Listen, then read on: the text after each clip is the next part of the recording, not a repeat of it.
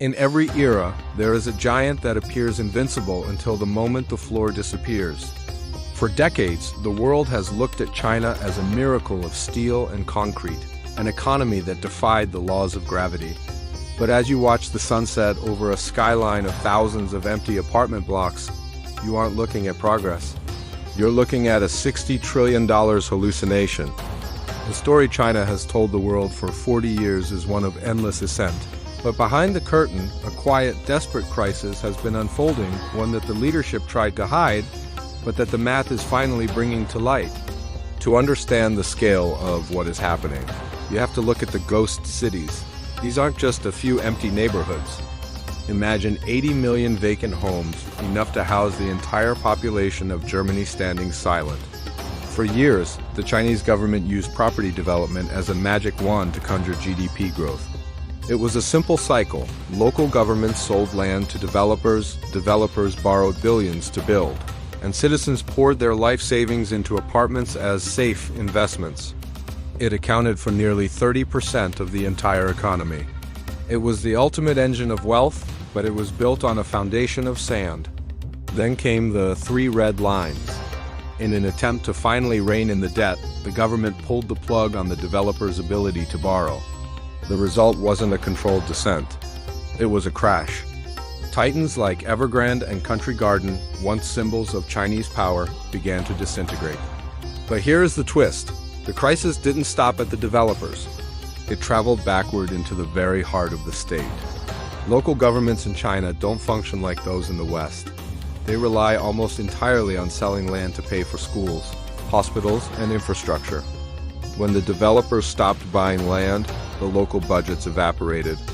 To keep the lights on, they turned to a shadowy network of local government financing vehicles. This is the hidden debt that experts estimate has reached $9 trillion, a figure so large it's nearly impossible to grasp. It is a debt that isn't on the official books, yet it threatens to drown the banking system.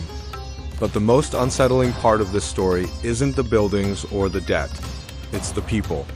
While the headlines focus on billions of dollars, the real crisis is a generation of young people who were promised a future that no longer exists. Youth unemployment has hovered at record highs, leading to a phenomenon known as lying flat. After a lifetime of hyper-competitive education, millions are simply opting out of the rat race, realizing that the high-paying jobs are gone and the dream of owning a home is a mirage. The government's response has been a masterclass in information control. They've restricted data on everything from consumer confidence to the numbers of unemployed graduates. They are trying to pivot the entire nation toward high-tech manufacturing electric vehicles, chips, and AI, hoping these new productive forces can replace the hole left by the real estate collapse.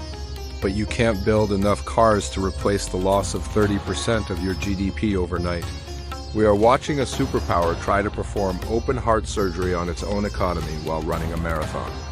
The rules that made China the factory of the world cheap labor, endless construction and massive debt are no longer working. The crisis they tried to hide is now a systemic reality that can be papered over with more concrete. As the world becomes more fragmented and trade walls go up, the margin for error has disappeared. The giant isn't falling, but it is changing, and the version of China that the world thought it knew is gone forever.